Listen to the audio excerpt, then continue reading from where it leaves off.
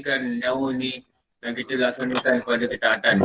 Moga juga nyawa ini menjadi bekal, umur ini menjadi bekal untuk kita melaksanakan amal soleh, yang mana amal soleh dan nantilah yang akan dibawa bekal pada alam barzah dan juga dia akan dibawa bekal pada kehidupan di akhirat.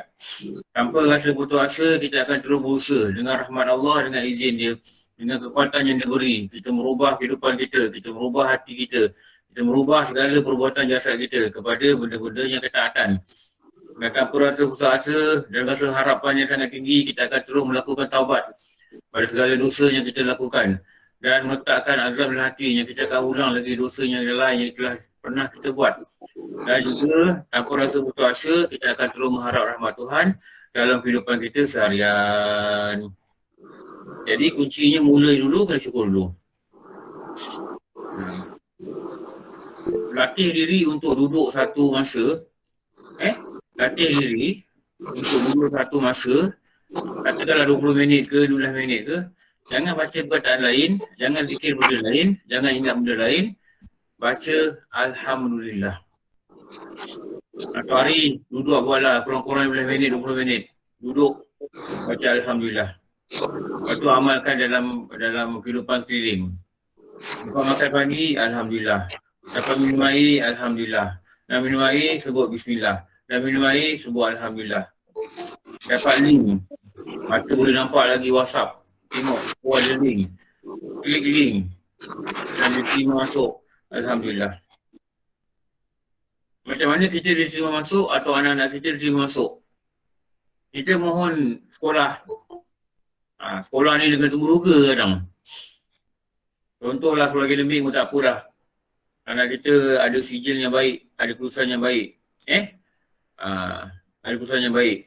Jadi kita mohonlah MRSM, contoh dia, untuk dia dengan harapan dia berada di sekolah yang baik dan dia boleh campur dengan pelajar yang mempunyai motivasi yang tinggi dan dia boleh bersaing dengan anak-anak ni. Akhirnya dia terima masuk. Kadang-kadang kita sangat mengharap dia terima masuk. Pastilah lafaz yang keluar daripada mulut itu dan hati dengan penuh rasa terima kasih melafazkan Alhamdulillah. Itu belajar akademik. Ini bukan belajar akademik lagi dah ni. Kita punya sesi untuk belajar akademik dah habis lah. Kalau umur dah 50 dah apa, rasa saya lah. Kalau ada masa elok pergi belajar agama lah. Pada saya lah. Tak tahu lah orang lain berfikir macam mana kan. Jangan fikir nak ambil PhD lagi lah. PhD ni bukan umur 60-70 nak ambil PhD dah. Lebih-lebih lagi dalam keadaan pada doa yang kita berterabur. Kita tak tahu. Dan selama ni amalan ni kita main ikut je apa orang buat. Kita tak faham. Kita tak reti. Siluk biru semua Jumaat pun tak pandai. Banyak benda lagi tak pandai lah. Tauhid tak pandai. Apa perkataan ulama kita tak pernah dengar. Jadi kalau umur dah gitu pada pendapat lahir lah. Ini pendapat peribadi. Elok fokus pada agama lah. Elok fokus pada agama. Jangan sibuk-sibuk dengan hobi yang terlalu lama. Jangan satu hari tengok pokok orkid dan 3 jam. Boleh tengok tapi jangan lama-lama. Tengok tu sebagai hiburan kita nak hilangkan tekanan pada bekerja, pada suasana terkurung dalam rumah. Bolehlah tengok-tengok pokok, bolehlah. Tapi jangan ambil masa yang lama. Ambil masa yang lama sepatutnya dalam ibadah dan dalam zikir, dalam baca Quran. Itulah. Dan jangan letak dalam kepala kita macam mana guru cakap lah. Kita kadang kita teringat lah. Wah, ni nak baca Cacik Yusuf. Kita jangan kata apa. Macam mana kalau Yusuf sibuk, jangan kata. Sebab kita dapat baca ke tidak, kita dapat amal ke tidak, bukan kerana kita. Tapi Allah beri masa kepada kita. Allah beri masa kepada kita. Yang penting kita mesti ada kehendak. Bila kita ada kehendak, nanti Allah akan uruskan kita. Dan akhirnya kita dapat baca. Masa tu kita jangan rasa, dapat pula baca. Memang dapat baca, Allah yang bagi baca. Jangan bimbang, boleh ke buat? Tak, bukan soal tu. Bukan soal tu. Soalnya kita mesti ada azam ke tidak? Ada kehendak ke tidak nak buat? Ada kehendak, kena buat. Kalau dah baca semuka, ayat tu dah habis muka, cakap lagi, Alhamdulillah. Sambung lagi. Dah habis muka, Alhamdulillah. Satu juzuk ni 20 muka je.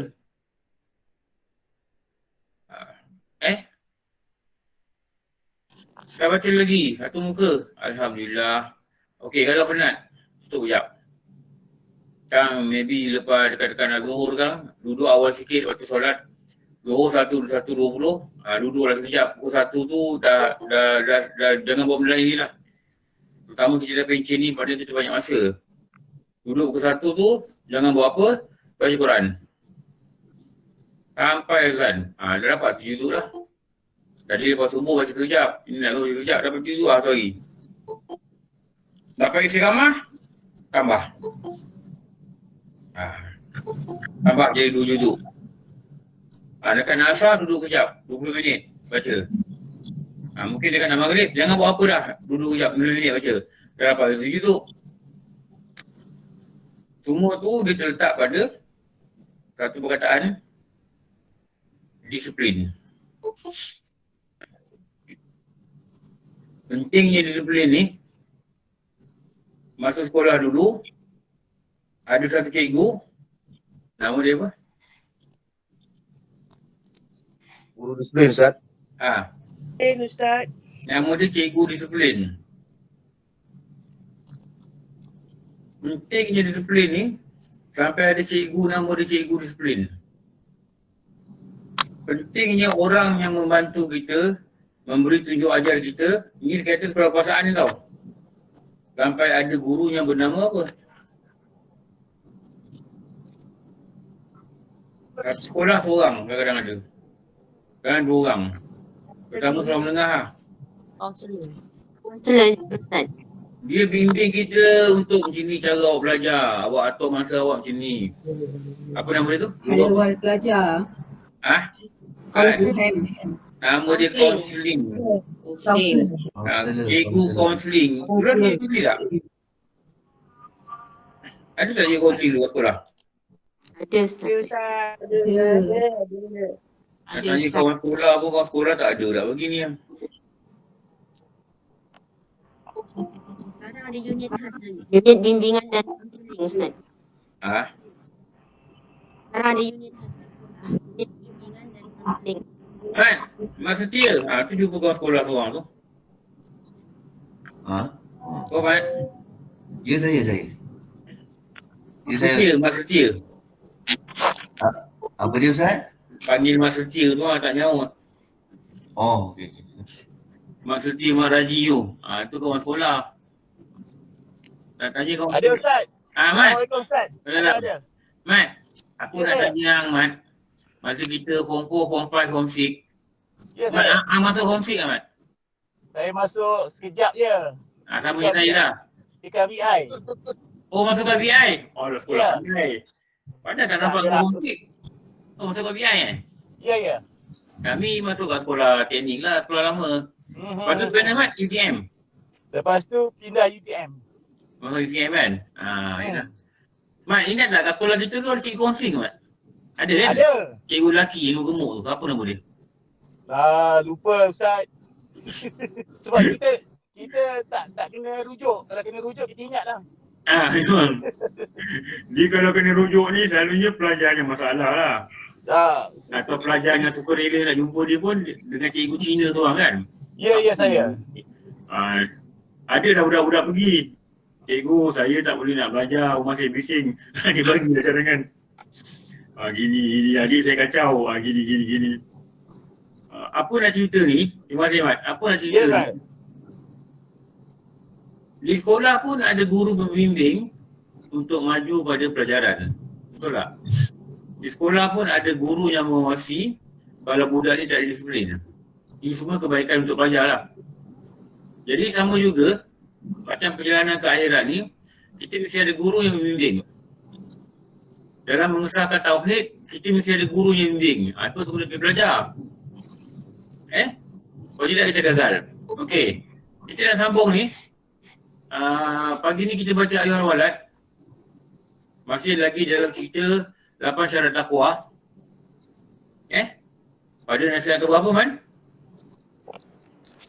Nasihat ke-15 tu Ustaz. Lepas tu Ustaz bagi 8, kita dah masuk ke nombor 4. Melaksanakan Okey. syariat. Hari ni Nombor 4 makruh, habis. sama makruh. Nombor 4 habis. Nak cerita sikit pasal makro. Jadi saya tu kat sini lah. Kita dah cerita satu gambar kan. Kapal si syariat pergi melalui tarikat. Ingat tak? Dan bertemu di pulau hakikat dan melihat marifat. Ingat? Ya Ustaz, ya Ustaz. Wah, tu. Ya betul Ustaz. Daripada Kita dulu ini lah. Untuk kita memahami apa dia syariat, apa dia tarikat, apa dia hakikat, apa dia marifat. Ini contoh yang dulu guru Ustaz Syamsul. Ustaz Syamsul ni Dr. Syamsul. Dia ada pondok tahfiz di Batang Kali. Kami belajar tauhid ni dengan dia. Dan ada juga belajar Masuk Al-Badrain dengan dia, buat nikah kahwin. Tak banyak kitab dapat dengan dia lah. Itu pun tak habis tu. Al-Badrain tak habis belajar. Sebab dia ngajar di pejabat setiap hari Rabu. Masa saya, pejabat saya dekat Jalan Semarak. Tapi banyak benda saya dapat daripada dia lah. Banyak contoh yang bagus yang saya dapat daripada dia. Lepas tu dia tengah proses nak ambil master. Sekarang ni dah ambil PhD, dah dapat PhD dia pun. Masa dia graduate master tu, rupanya dia graduate sama dengan menantu saya. Menantu saya ni, dia tahun akhir dia kahwin dengan anak saya lah. Lepas tu bila combo, saya nampak ustaz saya. Dia tengah ambil combo lah, convocation untuk dia ambil master. Lepas tu dia cakap dengan dia, Ustaz, sekarang ni Ustaz, kalau kita tak ada title, orang tak boleh dengar cakap kita. Jadi saya ingatlah, saya cadangkan kalau Ustaz dapat ambil PhD, jadi Ustaz boleh masuk pada universiti untuk berdakwah. Kenapa? Ustaz ada doktor. Saya cakap gitu dengan dia.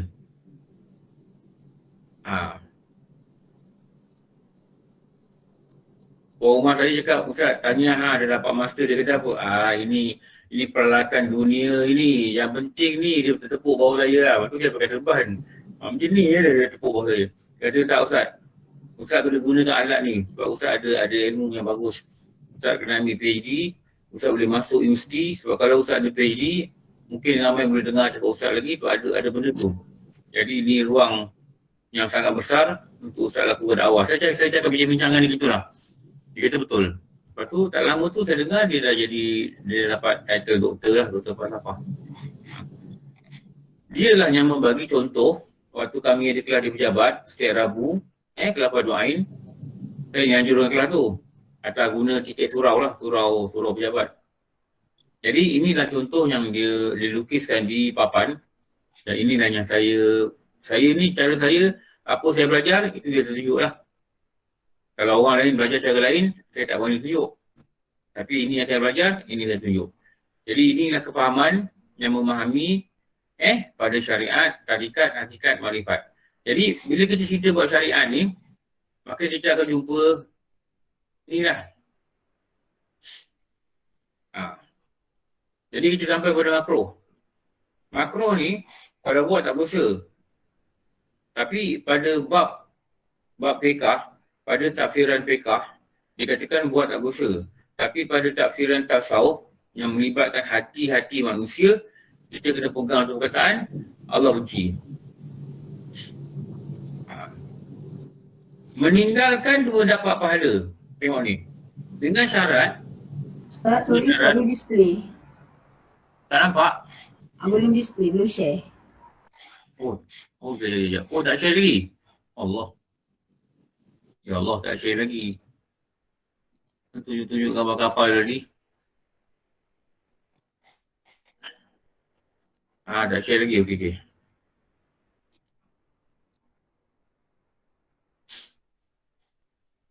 Alamak, dibuat pula dah. No responding.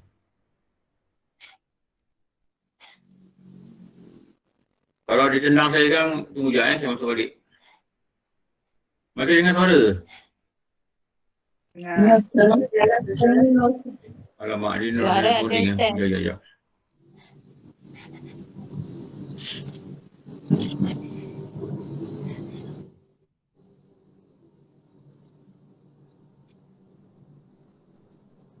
Okay, Ustaz dia tak respon. Sekejap eh. Google Meet not responding. Dia tendang saya keluar tadi. Dengar Ustaz. Dengar. Okay. Share balik. Oh, tadi saya ingatkan tadi ada present. Yang ni saya tunjuk gambar ni tadi. Ni gambar minggu lalu. Ingat kan gambar ni kan? Betul Ustaz, betul Ustaz, betul. Okay. Sekarang ni kita cerita ni lah. Okay. Makruh ni, dia hanya mendapat pahala kalau kita tak buat benda tu, kita tinggalkan benda tu pada kita memahami kita tak nak buat benda ni sebab makruh. Okay. Kalau kita tinggalkan benda ni, bukan sebab makruh, sebab benda lain. Contohnya kita ambil wuduk tangan kanan dulu, lepas tu tangan kiri. Kalau kita mula tangan kiri dulu, lepas tu tangan kanan, hukum dia makruh.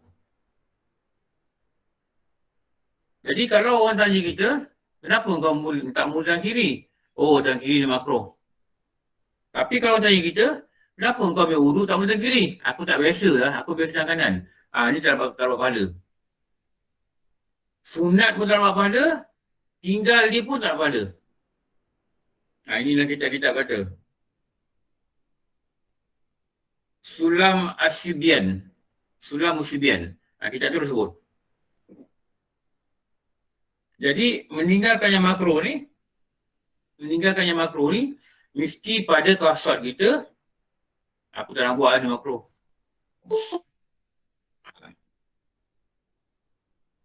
Aku tak nak buat ni makruh. Kena pada kasut tu. Baru dikatakan meninggalkan berpahala.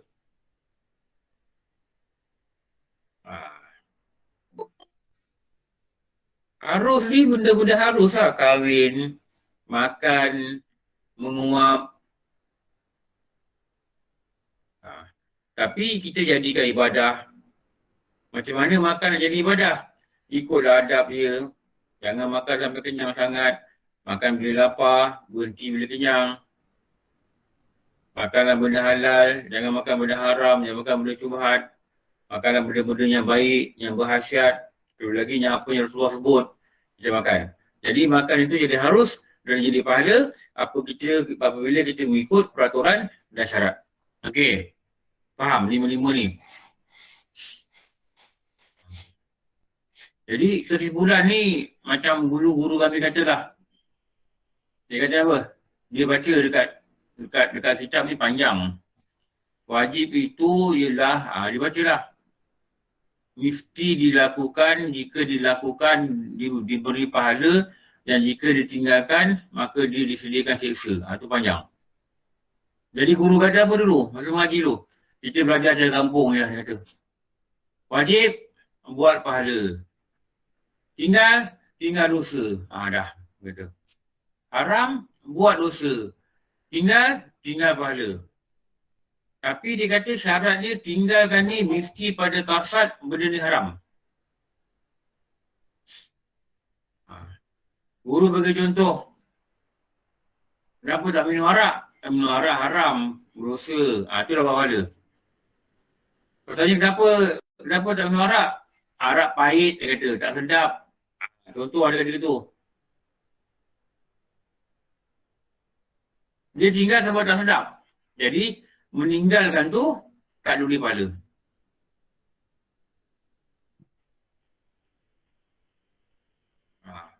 Kenapa tak main judi?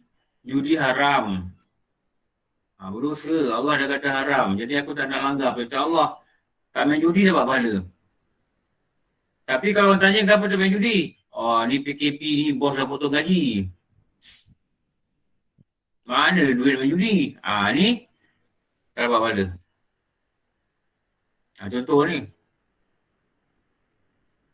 Kenapa tak judi? Itu hari aku main judi tu hari. Bini aku tahu. Dia mengamuk kat rumah. Dia marah-marah aku. Aku tak nak main judi lagi dah. Itu dapat pahala tu tak main judi tu. Tak dapat pahala. Sebab apa? Bukan dia katakan benda ni haram dan dia takut kepada Allah. Tapi kalau bini dia tak tahu, mungkin dia main judi lagi. Mungkin dia main judi lagi. Sama macam orang kata lah, kenapa tak pergi dandut? Kita kata beribu campur lagi perempuan tak boleh, haram. Itu dapat pahala. Kenapa tak pergi dandut? Aku kalau dandut ni, aku lagu-lagu Indonesia ni tak suka.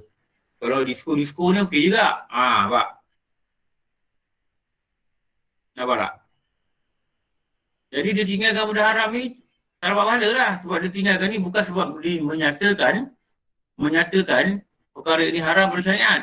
Tapi atas sebab yang lain. Ustaz, sama tak kalau kita kata buang masa benda ni pun sama juga Ustaz? Buang masa pun sama juga. Bukan soal buang masa. Sebab benda tak boleh. Memang benda yang tak ada manfaat ni memang kategori dia buang masa. Kan? Memang kategori dia buang masa. Buang ni maknanya mensia-siakan dah. Mensia-siakan masa. Patut masa tu boleh diberikan, dijadikan manfaat kan. Tapi dia sia-sia. Jadi sia-sia. Kenapa? Benda ni jadi dosa kadang-kadang. Boleh jadi dosa. Lepas tu kalau kita faham sungguh-sungguh, banyak benda yang kita boleh jadikan pahala.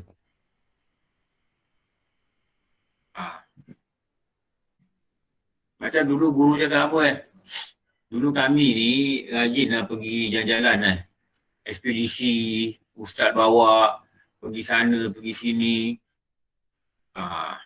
Jadi bila kita jalan ni, selalu guru-guru pesan apa? Perbanyakkanlah niat yang baik. Perbanyakkanlah niat yang baik. Kenapa? Bila perbanyakkan niat yang baik, nanti banyak pahala dapat. Saya ingat dulu ustaz yang pernah bawa kami ekspedisi kan. Saya sendiri pernah pergi sampai Phuket lah, naik van. Dalam van tu ada 8 orang je, itu je. Dengan driver, dengan kami 10 orang lah. Jadi dalam van tu ceramah sampai ke Phuket. Adalah berhenti makan, berhenti tidur dalam van. Sampai ke Phuket.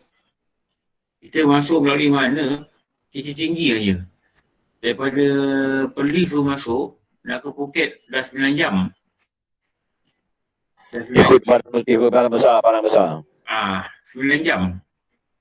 Dah 9 jam. Daripada Kuala Lumpur nak pergi ke Perlis pun rasanya yang best ni apa tau? Yang best ni, naik van tak ada aircon. Tu yang best tu. Jadi bila nak bercakap ni, semua orang naikkan tingkap, bagi ruang sikit je. Jangan buka tingkap, nanti suara tak dengar. Sampai sana sampai dekat Perak baru tukar van. Sampai balik Buntar, keluar sini lepas Isyak, ambil balik Buntar dah tengah malam, tidur sekejap. Waktu tu baru tukar van, baru ada van aircon. Tapi dalam tu memang tak sunyi. Kecuali ada bawa masa, ustaz kata okey kita lihat. Lepas tu tukar driver tu tidur, ada orang bawa pula. Tapi betul lah kalau kita musafir ni, akal kita terbuka, bukan terbuka apa, akal kita lebih cergas tau. Tapi nak kena musafir dengan kawan yang betul lah. Kata Zarul, bila lagi kita nak buat ni? Kita dah berapa tempat kita pergi ni. Datuk Zarul ada ke? Tu nama ada. Yang Anjur ni Lepas PKP Itulah. Tu Surau Kerja pun ada tu. Lepas PKP kita plan-plan lah. Pelan-pelan lah. Kita pergi balik. Kalau nak bawa geng-geng sini boleh juga. Kalau ada Mersing. Kami dulu tak pergi Mersing tak. Kami dengan Datuk Zarul dulu tak pergi Mersing. Kami pergi luar negeri. Lagi dahsyat. Kami berjalan kat Indonesia, kami berjalan kat Thailand. Diorang pun pernah pergi Singapura. Dulu pergi Singapura pergi mana Datuk? Pergi makam Habib Noh kan? Ya Ustaz. Saya tengok gambar lah. Masa belum pergi tu, saya tak pergi. Jadi, musafir ni tak wajib. Musafir ni harus. Tapi kita kena faham, dia adalah tradisi orang soleh. Dia adalah tradisi orang soleh. Kita akan alami penat, kita akan alami letih dan kita akan diberi ilmu. Kenapa? Dia tradisi orang soleh. Jadi elok kalau ada ruang jalan dengan rumah ke, pergilah jalan. Dan berjalan tu bincang-bincang. Dan berjalan tu dalam kereta, bukalah kuliah-kuliah ke dalam Facebooknya ustaz-ustaz kita kan. Guru-guru kita punya kuliah ke atau ustaz-ustaz lain pun tak kisah. Dengar dalam kereta. Ada satu peringkat, kita mungkin cakap rumah kita zikir. Sampai dekat tol ni kan baru kita berbual. Jadi mungkin daripada rumah nak sampai ke tol Pedang Tinggi ke, kita pegang tasbih dua-dua atau anak kita bagi tasbih, cucu kita pun tak apa kita bagi. So cucu kita baca subhanallah, doa dia rajin. Cucu saya dia yang keluar tu, kalau dia duduk belakang, kalau saya bagi tasbih, atau saya bagi di kaunter kan, dia bunyi tak yang besi tu. Saya kata Asfar baca la ilaha illallah sampai 200. Dia tak ada nombor tu, dia nampak dia baca. Tahu dia nanti baru dia baca. Walaupun dia tidak memahami macam kita memahami kan. Tapi dengan harapan kita, dia akan biasalah benda ni dan dia akan ingat kenangan ni. Bila aku jalan dengan datuk aku, jalan jauh, datuk aku suruh baca la ilaha illallah. Contohnya gitulah. Contohnya gitu. Jadi, waktu budak-budak ni agak lembut untuk mudah kita. Kalau dia dah besar mungkin tak semudah macam sekarang lah. Jadi, kalau kita melakukan benda yang harus lah. Seperti musafir ni, tapi kita kena isi dengan program yang baik. Kalau pergi setakat mata-mata untuk shopping, kita tak dapat apa. Isi dengan program yang baik. Disiplinkan zikir. Okey, dalam bas ni kita nak sampai ke satu tempat lah. Katakanlah kita naik bas, kita nak pergi Mersing. Daripada Kajang ni nak pergi Mersing, kalau ikut Bandar Muazzam Shah, dia memerlukan 4 jam lebih sikit lah. Jadi dalam masa 4 jam ni mungkin kita boleh disiplinkan kawan kita. Okey, kita nak baca selawat 1000 kali. Dan salam. Allahumma salli ala sayyidina Muhammad wa ala alihi wa sahbihi wa barik wa sallim. Jadi semua orang kena disiplinkan. Sebelum sampai Mersing, mesti habis 1000. Walaupun zikir itu berada dalam keadaan lalai. Tak ingat benda lain. Tak apalah. Sebagai permulaan. Macam mana Tuan Guru Haji Ridaudin kata, sebagai permulaan, biar zikir lalai, jangan lalai zikir. Ada beza tak zikir lalai zikir? Zikir tapi tak concentrate. Better than lalai zikir. Maksudnya tak zikir langsung. Mulut kosong, hati kosong daripada bercakap kalimah-kalimah memuji Allah. Mengingati Allah. Mohon ampun kepada Allah. Atau selawat pada Rasulullah. Itu dia kata. Permulaan, biar zikir ini lalai. Dalam keadaan lalai tak apa. Lebih teruk lagi, jangan sampai lalai untuk zikir. Itu dia kata gitulah. Jadi kalau kita buat rombongan ni, kita disiplinkan perjalanan ni supaya dia jadi ibadah. Kenapa? Perjalanan ni hanyalah harus. Musafir ni harus, tak wajib. Tapi jadikan dia ibadah. Aturkan. 5.45 subuh. Okey, kita nak pergi masjid. Orang lelaki nak pergi masjid. Contohlah ni. Okey, 5.20 kita minta semua orang turun. Nanti kita naik kereta. Atau ada bas datang tolong ambil. Atau kita naik Gojek. Apa benda yang nama tu? Apa nama kat Indonesia tu? Gojek. Tutut. Bukan tutut, dia naik motor. Gojek. Gojek nama dia. Kami dulu dekat, mana lah tu? Yang kereta tak muat, ada kawan naik Gojek tu. Dekat Aceh Ustaz. Kat Aceh. Van datang, tapi tak muat pula. Lelaki semua kita wajibkan turun sembahyang kat masjid. Jadi kita sampai je, Adi pun sampai. Ingat lagi yang pemandu pelancong ni nama Adi. Adi bergaduh pula dengan orang teksi yang tunggu kat hotel tu. Hotel tu kata kamu tak boleh ambil, ini pelanggan hotel ni kami punya. Nak pergi Masjid Baitur Rahman ni. Dia kata dia bukan pelanggan hotel, dia kawan kami, dia daripada Kuala Lumpur. Dia bertengkar-bertengkar, saya diam je lah. Dia bertengkar cakap, bukan cakap Indonesia tau, cakap apa? Cakap Aceh kot. Jadi kita tak faham. Tapi nampak nada dia dah bertengkar lah. Lepas tu dah dalam van tu saya tanya Adi, apa yang pakcik tu marah? Yelah dia tak bagi saya ambil lah. Dia kata ni macam customer dia lah daripada hotel. Tapi saya dah janji, dia kata dengan kawan, saya kena ambil lah. Sebab kawan-kawan tamu saya, dia kata. Dia gaduh. Tamu ada pula kawan kita naik Gojek. Nampaklah dia orang naik tu pergi ke masjid. Masjid Baitur Rahman. Kadang-kadang memang dia orang tahu. Kalau kita turun sebelum subuh, memang dia tahu macam mana. Ada teksi yang tunggu untuk bawa. Jadi kalau perjalanannya harus ni, musafirnya harus ni, kita boleh disiplinkan kawan kita, bangun pagi, turun, pergi masjid, lepas tu kita fikir kat masjid dengan jemaah. Kalau ada kuliah subuh, kita dengar kuliah subuh. Dekat Baitur Rahman tu, tak silap saya lah, hari-hari ada kuliah subuh dah tu kan, yang kita pergi tu kan. Ya Ustaz, betul Ustaz. Yang best ni kuliah subuh dia cakap sambil berdiri. Ya, Dia betul Ustaz. pakai apa? Dia pakai apa nama tu? Dia berdiri, dia ada apa nama tu? Hello. Apa Rostam. nama tu? Benda tu. Nak sebut tak pandai apa tu. Dan cara dia bercakap macam orang berkhutbah. Patutnya orang tak boleh tidur. Dia bagi kuliah subuh tu macam cara orang berkhutbah. Jadi Baitur Rahman ni, kalau kita masuk, dia ada parit. Parit ni ada air mengalir. Kalau kita nak masuk, kita celup kaki kita dalam parit, nak naik, celup kaki kita dalam parit, baru naik. Macam basuh kaki sebelum masuk masjid. Tu antara masjid yang saya jumpa lah. Lepas tu kita dah sebelum subuh, nanti ada kuliah. Lepas kuliah tu baru kita ramai-ramai lah naik, pergi ngetih lah. Padahal hotel dia minum ni. Pergi minum dulu. Duduk dulu. Bila balik nanti perempuan tengok perempuan dah minum. Kita pula minum dulu sekali. Best lah. Kenangan pergi memang best lah. Terutama kita pergi dengan kawan kita kenal lagi best. Memang you lah sama macam mana tu. Sonok. Bincang-bincang dapat. Dengan kuliah dapat. Kalau tak pergi masjid, kita semayang kat hotel. Macam kita semayang dekat mana tu? Datuk. Yang semayang kat hotel tu. Ada buat kuliah subuh tu. Itu dekat Danau Maninjau Ustaz, dekat Danau Maninjau? Kuliah.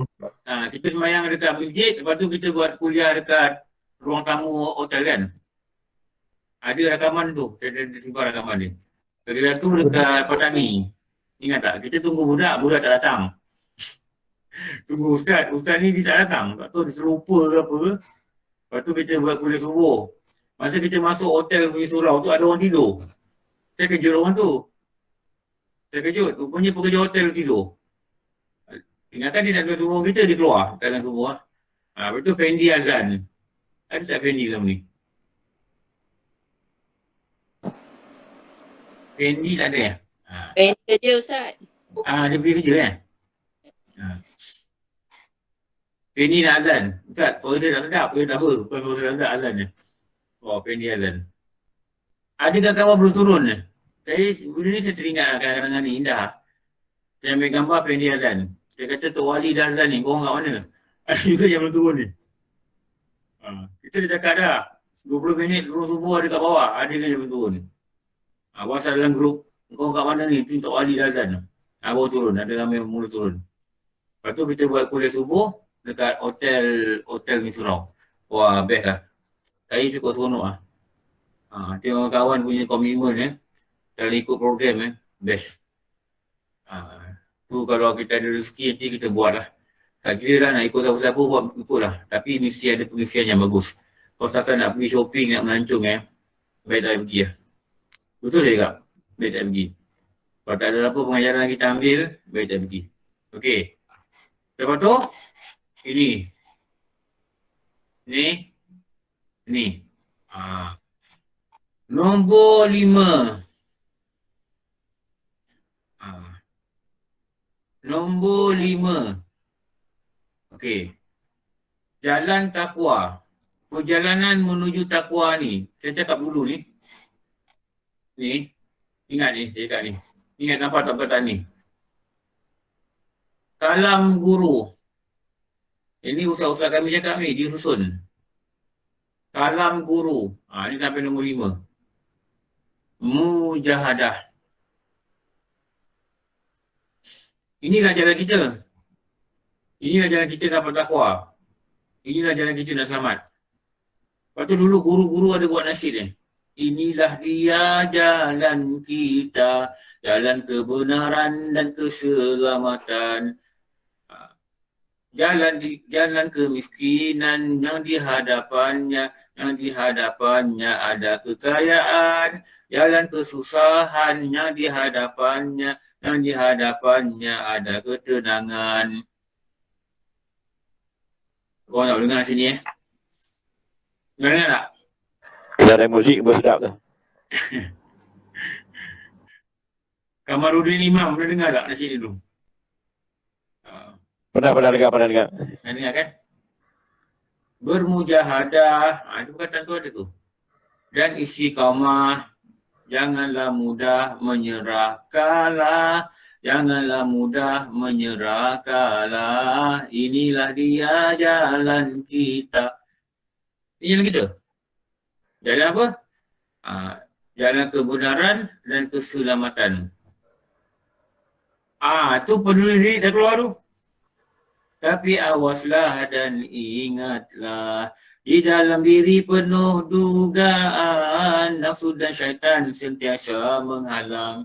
Kuatkan iman, tingkatkan takwa, bermujahadah dan istiqamah. Janganlah mudah menyerah kalah, janganlah mudah menyerah kalah. Inilah dia jalan kita. Wah. Boy. Tambahan Ustaz, tambahan. Tambahan. Abang Alim tahu tak? Saya ni, remaja saya dan zaman kerja saya,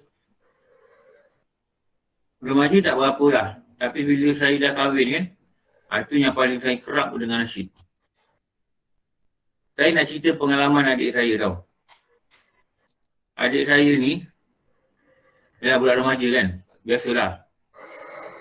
Nakal. Merayap sana, merayap tak ada nakal macam berat-berat tak adalah. Tapi bapak saya ni risau lah. Merayap sana, merayap sini. Masa tu belasan tahun dah. Form 3, Form 4. Masa budak-budak remaja ni, time ni yang paling tough nak jaga dia. Betul Ustaz, saya pun dulu remaja macam juga, merayap je tak apa. Merayap tak apa-apa benda, tak tahu lah. Orang lain kata merayap. Merayap je kau ni katanya. Kalau orang Melaka dia kata melahu. Kau ni melahu je kampung. Saya dengan adik saya ni, beza dia 8 tahun kot. Dia lahir tahun 71. Saya lahir tahun 63. Jadi lebih kurang 8 ke 9 tahun lah beza dia. Jadi bila saya dah kahwin, saya dengan isteri saya ni kerap pergi belajar agama. Ikut kelapa doain dekat Kampung Pandan. Naik bas tau. Masa tu motor tak ada. Naik bas. Sampai kelas akhir tu, jumpa Ustaz. Ustaz, kami nak balik tak? Dia kata, ni dia kelas tu lagi. Tak boleh Ustaz. Kalau saya tunggu kelas ni, saya tak boleh balik. Bas akhir pukul 11 lebih. Pada boleh Kampung Pandan tu, nak balik rumah saya ni, 11 lebih dah akhir lah. Kalau lepas bas ni, kami tak balik lah, tak ada bas. Dulu mana ada bang, Grab mana ada, betul tak? Jadi selalu kelas hujung saya tak boleh ikut. Akhirnya, beli motor. Motor apa tau? Motor dispense kat office yang orang nak lupus ni. Punya tak ada duit ni, beli motor. Naik motor pergi. Satu hari saya cakap dengan bapa saya, tak apa. Bapa saya cakap dengan saya, bawa lah adik kau ni. Dia tengok adik saya ni nakal-nakal juga ni. Saya bawa dia pergi Kampung Pandan lah. Lepas tu Taman Nirwana. Daripada blok kedai, mereka sewa rumah, mereka buat kelapa doain. Dekat Taman Nirwana. Jadi pergilah. belajar Fardu Ain. Masa tu Ustaz Hamzah Busu dengan Ustaz Jaafar Busu, adik-beradik. Tapi yang kerap mengajar ni Jaafar Busu lah. Ustaz Jaafar Busu ni, setiap bulan dia nak minta kita punya buku nota. Dan dia nak check tu buku nota. Dia check. Buku yang kita ambil salinan belajar ni, dia check. Masa dekat sewa kedai rumah bangunan, floor dia sikit, sempit kan. Jadi orang perempuan kat atas. Akhirnya isteri Ustaz dia beritahu, banyak orang perempuan kat atas ni tak dengar. Dia berbual. Kalau Ustaz kata, orang perempuan ke turun bawah. Dia tak nak bagi perempuan berbual. Turun bawah, kena duduk sama floor dengan lelaki. Dia duduk belakang lah. Ustaz Usul ni dia bagus, dia sungguh-sungguh. Dia straight.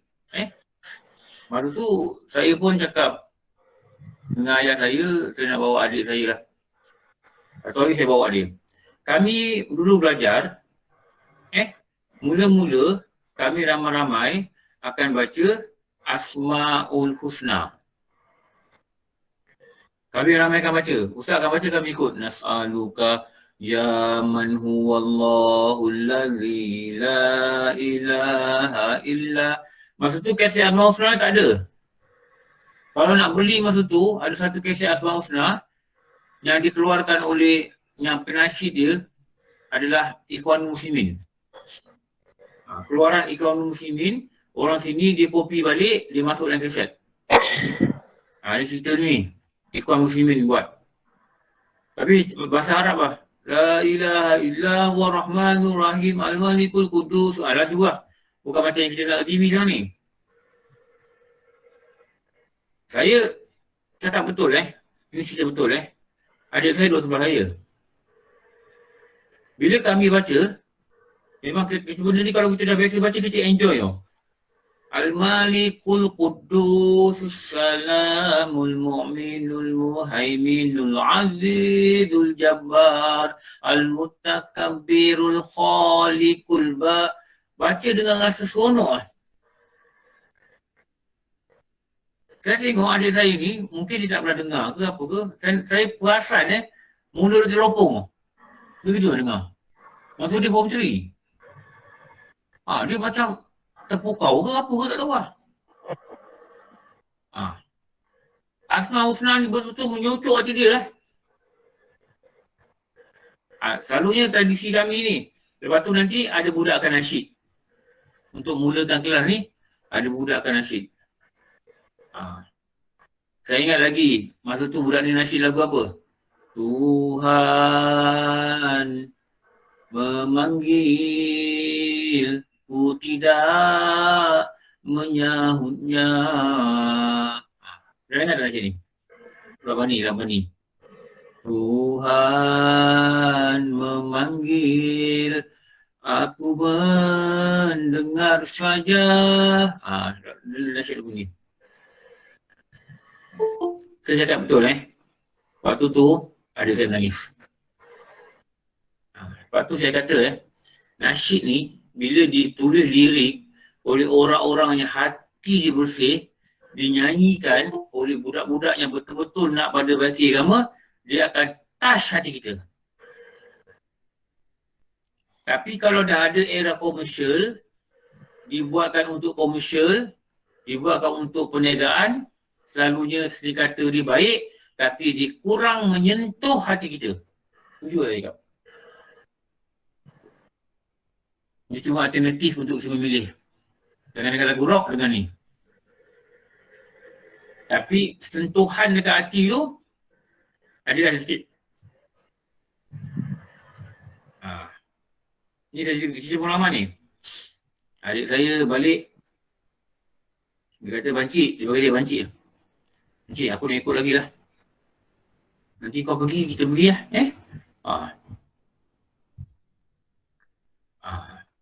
Jadi saya kalau nak pergi, saya pergi rumah mak saya, bawa kereta, bawa dia, baru balik rumah, ambil isteri saya, baru pergi. Ini saya cakap ni. Saya cakap macam mana Macam mana sentuhan-sentuhan Asma'ul Husna, sentuhan-sentuhan ini, ada kadang-kadang dia masuk hati orang orang boleh berubah. Lepas tu saya bawa dia kursus. Masa tu ada Ni lah, ada orang berkhusus dekat Keramat. Khusus kesedaran Islam. Saya bawa dia pergi. Ustaz tu, Ustaz Samsul nama dia. Ustaz tu Keramat. Dia duduk Keramat, jadi Bilal. Dia masih ada lagi lah ni. Dekat Bilal kat masjid mana, apa nama masjid dia? Saya lupa lah. Dia jadi Bilal kat sana sekarang.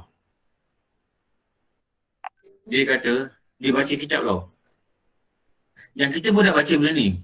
Sakitnya mati tu, dia berkadar terus dengan kesedapan dunia. Lagi sedap kita ambil dunia ni, lagi sakit kita nak mati. Dia cakap itu je. Adik saya balik, dia tidur takika, dia tidur tersilap. Kenapa? Dia kata ambil sedap dunia ni sakit mati. Wah, saya dah risau lah. Saya risau nanti bapak saya kata apa kan? Kau ni apa kau ajar adik kau ni sampai itu je sebenarnya. Walaupun sebenarnya dia buat tak salah. Jadi saya lihat lepas tu dia dah mula berubah. Ni pengalaman ni. Ini pengalaman lah. Ini pengalaman. Kadang-kadang dia nak beli buku agama. Ada satu buku agama ni. Dia sejarah ke apa kan. Dulu mana ada internet kan. Dia kata Bancik dia kongsi nak tak? Allah, saya sedih sungguh. Dia sekolah lagi, dia ajak saya kongsi. Dia nak buku tu. Saya tak kongsi lah, saya bagi dia duit, saya terus beli. Dia punya tak nak susahkan saya tu, dia ajak saya kongsi duit untuk beli buku tu. Saya ingat lagi buku apa tau? Buku tu tajuk dia apa Kejahatan Yahudi. Saya ingat lagi tajuk buku tu. Dia tahu gaji saya pun kecil, tapi dia pun tak ada duit, dia sekolah lagi. Dia tak nak minta bapak saya duit untuk beli buku tu. Jadi saya pun bagi je lah duit tu dia beli. Waktu dia tunjuk ada cerita, masa tu dia buat cerita 3. Ini kenangan dengan dia lah masa dia kecil. Kan dia dah okey lah. Dan dia kata apa bagaimana ada orang yang Allah tunjuk jalan pada dia dengan mujahadah yang sedikit Allah pun tunjuk jalan pada dia. Tapi dalam Quran kata, lepas tu saya kata kalau kita sungguh-sungguh dalam agama ni, kita jangan risau. Allah akan tunjuk jalan tau. Wallazina jahadu fina atau Al-Quran tu. Lanah diyannahum subulana wa innallaha la ma'al muhsinin. Allah dah janji dalam Quran, orang-orang yang berjihad untuk mencari keredaan. Berjihad ni maknanya apa? Betul-betul, sungguh-sungguh lawan nafsu dia. Kami benar-benar akan tunjuk kepada mereka jalan-jalan kami. Orang yang sungguh-sungguh nak baki diri, Allah akan tunjuk jalan. Ini jalan dia. Allah kata jalan, ini jalan dia. Engkau pergi belajar, ini jalan belajar dia. Ini ustaz ada, ini online ada, ini masjid ada, ini surau ada. Allah kata tunjuk jalan. Tapi dia mesti betul-betul berjihad, bersungguh-sungguh. Nak niat dia, cari rida Allah. Allah kata tunjuk jalan. Cara dia apa? Sungguh-sungguh. Sungguh-sungguh.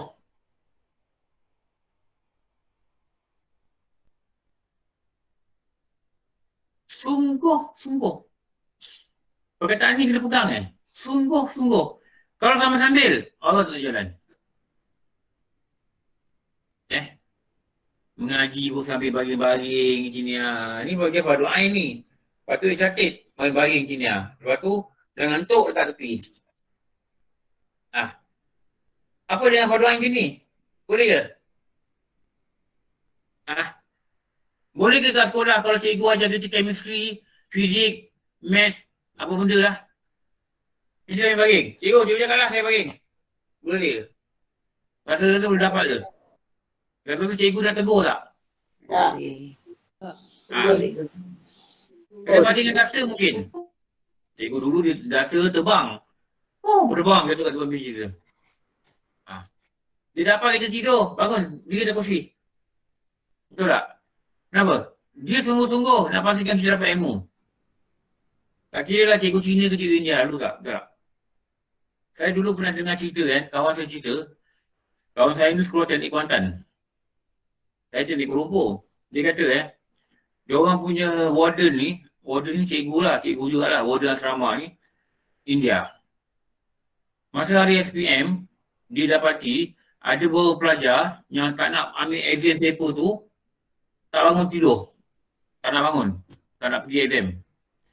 Dia punya bimbang, dia pergi masuk si asrama, dia pastikan budak-budak ni dah bangun atas katil, dah tak ada juga yang tak nak bangun ni. Ada yang lambat bangun. Cikgu India ni kejut. Bangun. Cikgu India ni pelat. Kan? Pergi periksa. Sampai sekarang dia ingat budak cikgu tu. Bangun, pergi periksa. Dia kata pergi. India kan, mungkin dia pelat sikit lah. Pergi periksa. Ini penting sangat bagi awak. Pergi periksa. Dia pergi kejut budak-budak tau. Dia cikgu India tau. Cikgu India pun sanggup. Lepas tu watak guru ni patutnya memang ada macam tu. Dia tak kira bangsa apa anak murid dia kejut. Allah, saya dengar. Dulu kita dengar kita rasa biasa kan. Tapi bila kita dah tua ni, kita dengar, kita akan fikir balik, ya Allah kau bagilah dia hidayah. Kenapa? Ini dahsyat tau. Walaupun saya tahu apa cikgu buat. Dia sanggup pergi asrama. Kejut budak-budak, dia bawa macam anak dia. Ini kawan saya suruh teknik konten cerita. Dahsyat Sebab dia orang ahli akademik, dia mereka tahu Kalau tak sungguh-sungguh tak dapat. Kalau nak sungguh-sungguh, nak cari reza Allah, pegang kunci ni. Berjihad sungguh-sungguh.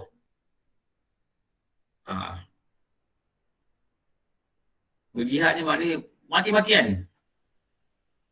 Kalau nak berubah, nak dapat takwa, sungguh-sungguh. Kalau sambil-sambil jangan buang masa lah saya cakap. Jangan buang masa.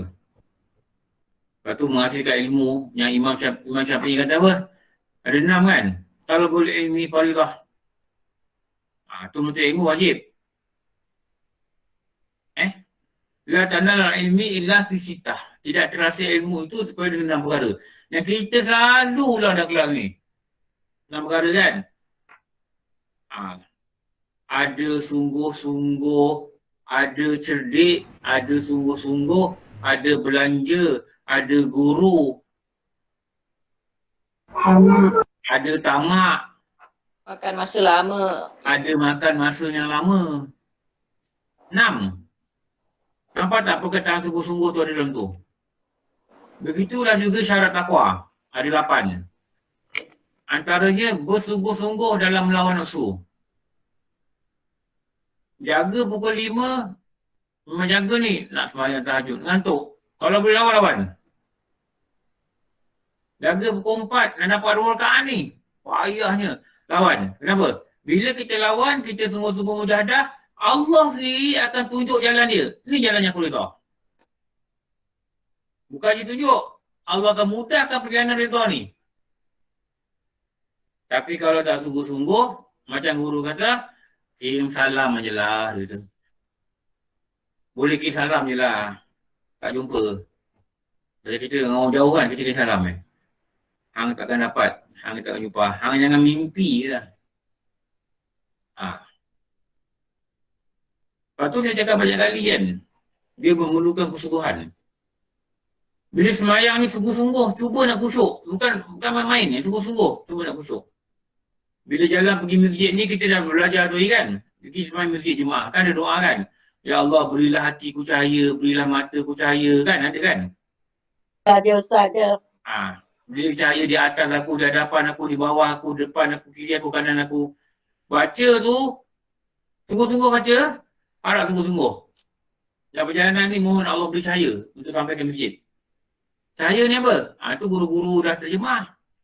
Cahaya ni apa? Cahaya ni iman. Cahaya ni apa? Cahaya ni rezeki yang halal. Cahaya ni apa? Cahaya ni ilmu. Kan dia dah beri tafsiran macam-macam tu. Tapi sebab kita tak ada kesungguhan kita gagal bukan tak buat tau. Kita gagal tak ada sungguh-sungguh. Saya dulu bila saya masuk sekolah teknik, saya ni bukan pelajar yang pandai lah. Saya masuk sekolah teknik ni, orang kata, saya suka makan je lah kelulusan tu, Form 3 untuk masuk. Saya masuk saya tengok budak-budak aggregate 6, 7. Tahu? Dulu kami SRP pakai aggregate. Ke aggregate kan? Pakai aggregate apa? Tahu kan?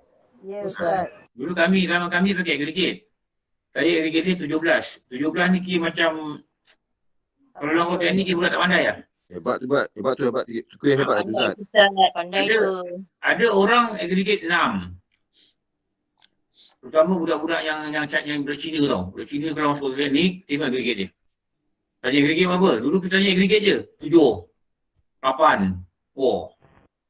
Ustaz. Dan mereka ni selalu jadi pelajar terbaik lah. Tapi mereka banyak naik tingkatan 6 sebab tak dapat apa? Tak dapat masuk ITM kan. UTM diterima pelajar bukan Melayu ni tapi ada kota. Kalau banyak pandai dia ambil. Aggregate dia. Dan melihatkan kesungguhan mereka, bahkan kita pun tertarik untuk nak bersungguh juga lah. Walaupun tak dapat keputusan cemerlang kan. Tertarik untuk bersungguh. Jadi dekat sana ada konselor.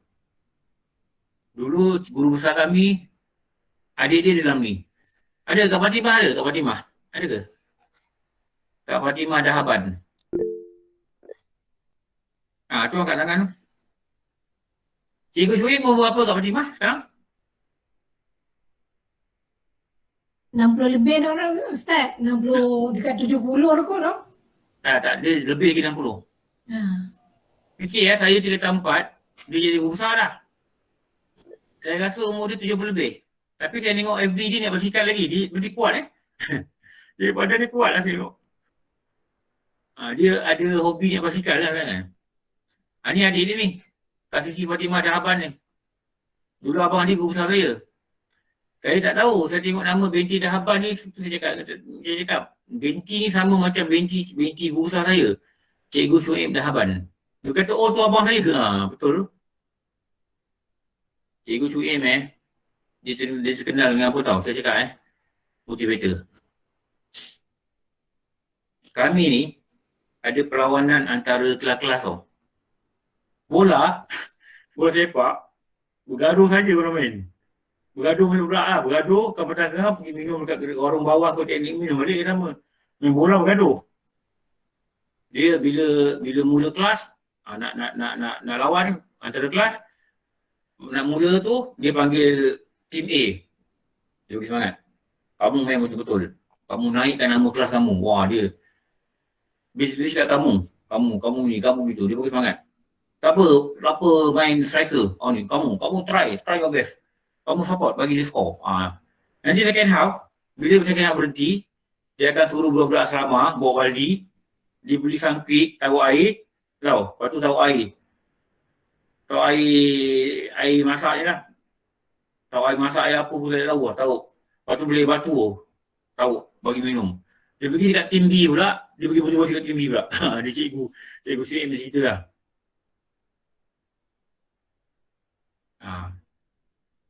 Bila hari guru, kami bawa perlawanan tau, murid-murid dengan guru. Jadi ada budak-budak nakal yang pandai main bola ni. Saya pernah tengok depan mata saya, dia tackle cikgu Syuib ni tau. Dengan cara yang tak betul. Tackle, main bola tackle kan. Cikgu Syuib ni bangun, dia kenapa kat dia tau? Awak ni macam malah dendam dengan saya. Dia tau. Sebab budak ni memang baru lepas kena marah dengan cikgu Syuib lah hari tu. Malam tu kena marah. Dia tackle dia. Memang saya rasa memang niat dia begitu lah. Tapi Syuib bersedia tau. Awak ni macam malah dendam dengan saya, cikgu senyum tau. Budak ni suka senyum tau. Betul-betul. Cikgu minta maaf, minta maaf. Gitu. Saya kenal cikgu Syuib ni. Dia memang motivator yang bagus. Perkataan yang dia selalu cakap sungguh-sungguh. Itu untuk kita pelajar kan. Lepas tu dalam jalan takwa ni, dia ada satu perkataan, mujahadah. Kalau dengan makan banyak, bila kita rasa lembab ni ibadah, dengan makan banyak. Maknanya apa? Mujahadah. Maknanya apa? Try puasa. Di sini kami ada try puasa lah. Lain-lain pun tak apa, try puasa. Jadi perjanjian ni, yang Allah tuliskan dalam Al-Quran, yang Allah kata, aku nak tunjuk jalan yang aku redha, jalan kami ni, jalan yang aku redha, mestilah orang yang sungguh-sungguh pada jalan aku. Kalau untuk ilmu, sungguh-sungguh. Kalau solat, sungguh-sungguh. Kau zikir, sungguh-sungguh.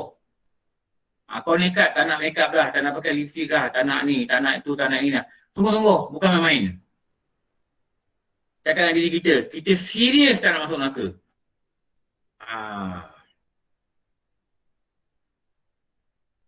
Tahu tak Soekarno Kenal Soekarno tak? Presiden Soekarno. Indonesia tu lah. Indonesia tu. Kenapa dia jadi orang berpengaruh? Tahu tak kenapa dia jadi orang berpengaruh? Soekarno. Cara dia bercakap. Cara dia bercakap. Dan banyak ditiru oleh banyak pemimpin. Cara dia bercakap. Ada people sekarang pun kamu juga. Tapi walaupun he is very good tapi cara dia bercakap tu tak kena orang tak pandang dia. Tapi salesman walaupun barang ni biasa je, barang lain boleh jual, jenama boleh jual. Tapi dia boleh convince, dia boleh yakinkan orang yang barang ni better than others cara bercakap.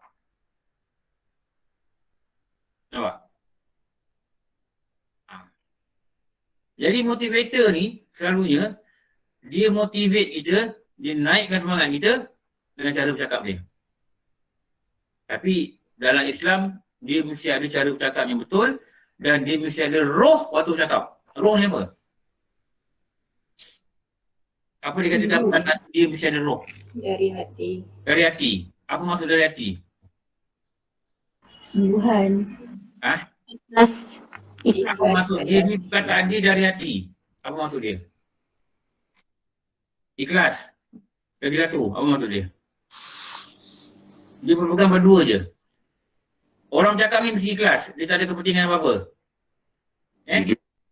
Dia tak nak dipuji, bukan. Dia bukan nak dapat duit, bukan. Satu. Lagi satu, untuk menghasilkan perkataan ini datang dari hati, dia kena apa? Jujur. Confident. Dia kena amal apa dia cakap.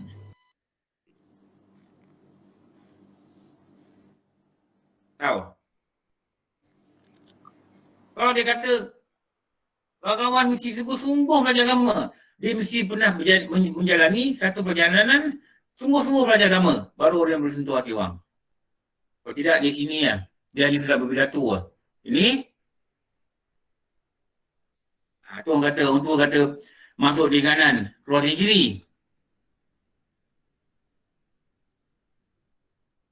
Saya ada cerita banyak kali Rasulullah kan. Alamak, dah 90 babe. Tak perasan Boleh kejap? Boleh lagi tak? 5 minit. Boleh Boleh. Boleh Ustaz. Rasulullah ni, saya cakap banyak kali cerita ni tau. Cerita saya sangat seronok Orang perempuan bawa anak, giginya rosak. Wahai Rasulullah, ibu ni bawa anak dia, gigi dia rosak. Wahai Rasulullah, engkau dah nasihatkan anak aku ni. Dia ni makan manisan banyak sangat sampai gigi dia rosak. Orang dulu benda gini pun jumpa Nabi. Rasulullah kata apa? Wahai ibu, engkau bawa balik dia. 2 minggu, engkau bawa jumpa aku balik. 2 minggu. Ibu ni atas dengar dan taat bawa balik 2 minggu. 2 minggu balik, jumpa balik Nabi. Wahai Rasulullah, dah 2 minggu dah. Engkau nasihatlah anak ni. Dia pegang anak ni, dia kata apa? Wahai anak, engkau kurangkanlah makan manisan. Itu dia kata. Ini cerita dalam kitab Arab tau. Guru baca dulu. Maka ibu ni kata, wahai Rasulullah, aku datang dari jauh. Kalau ini je kau nak cakap, kenapa kau tak cakap 2 minggu lalu?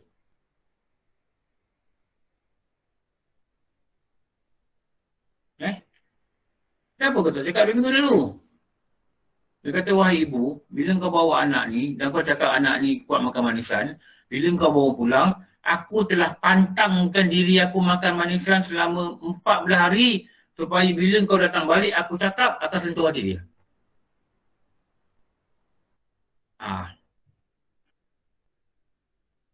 Akan sentuh hati dia.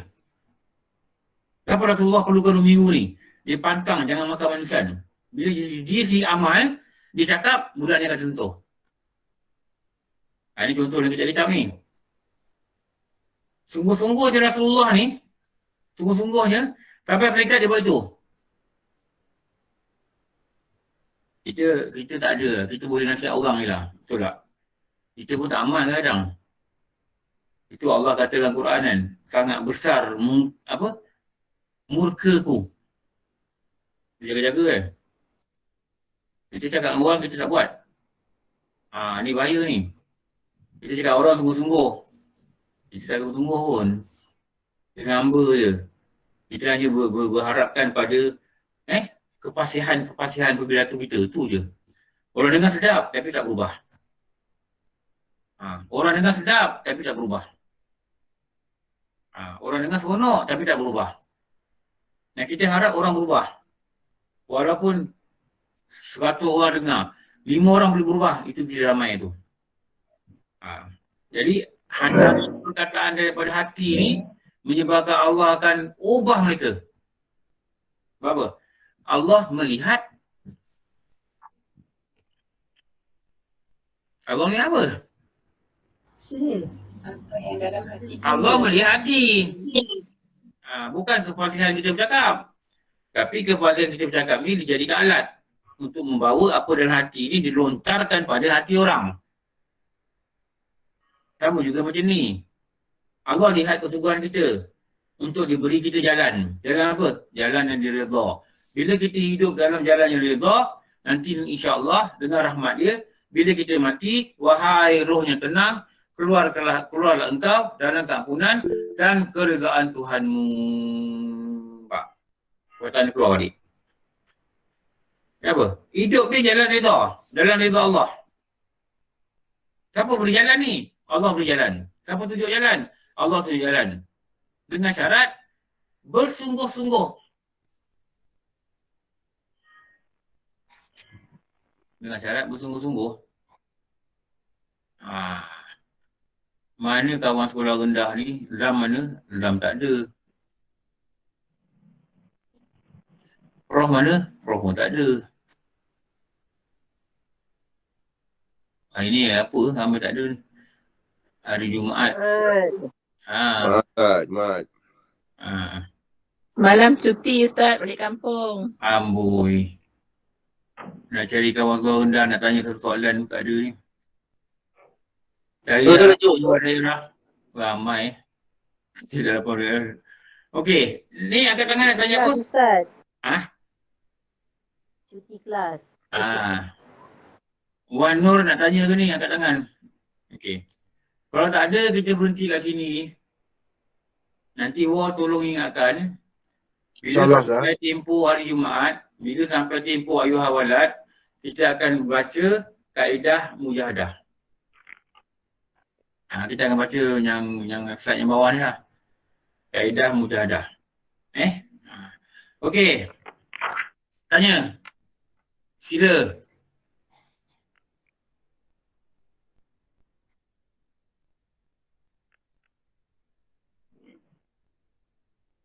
Wah, tak pernah orang tak tanya, nyai orang tak tanya. Oh, ni faham betul ni. Ustaz. Ustaz Rehat. Ustaz. Ya, saya. Saya Haji tanya dah sampai mana dah? Saya dah sampai di mana ni? Ipoh? Di Selama, Perak. Selama Perak. Selama. Doakan saya sampai dalam jalan Ustaz, insya-Allah Ustaz. InsyaAllah, ya Allah. Sampai. Kita dah balik pada Jumaat ni, perkataan Jumaat ni kan. Sebenarnya salah satu doa yang dimakbulkan Allah SWT, betul kan Ustaz? Kadang-kadang kita terlepas pandang, kita di musafir tapi kadang-kadang kita terlepas pandang, kita tak tahu, kita tak berdoa, kita tak sayang Haji. Saya nak ambil peluang untuk muhasabah diri saya sendiri lah Ustaz. Ya, betul lah. Kita ni memang muhasabah diri, lepas tu yang bagus kita ajak-ajak dengan kawan sama lah, kita kongsi. Bila kita musafir pada hari Jumaat, kita dapat dua kelebihan pada makbul doa.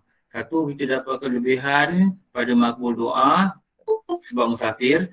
Dan satu itu kita dapat satu saat yang Allah tak akan tolak doa, iaitu pada hari Jumaat. Ulama ada beza pendapat lah, macam-macam pendapat. Ada kata waktu imam duduk antara dua khutbah. Ada kata lepas asar. Tapi bagian pendapat ni kata doanya makbul ini lepas asar. Hari Jumaat lepas asar. Waktu asar tu, kalau kita semayang tu, kita kena doa sungguh-sungguh. Kerana banyak pendapat kata lepas asar. Dan musafir ni jangan lupa bangun malam. Sebab Rasulullah ada cakap dengan Abu Zar, wahai Abu Zar, Allah sangat sayang orang yang musafir tapi dia masih mengekalkan amalan dia bangun malam. Sebab apa? Musafir ni penat tau. Drive, begitu begini. Maka nak bangun malam ni lebih payah daripada kita duduk rumah.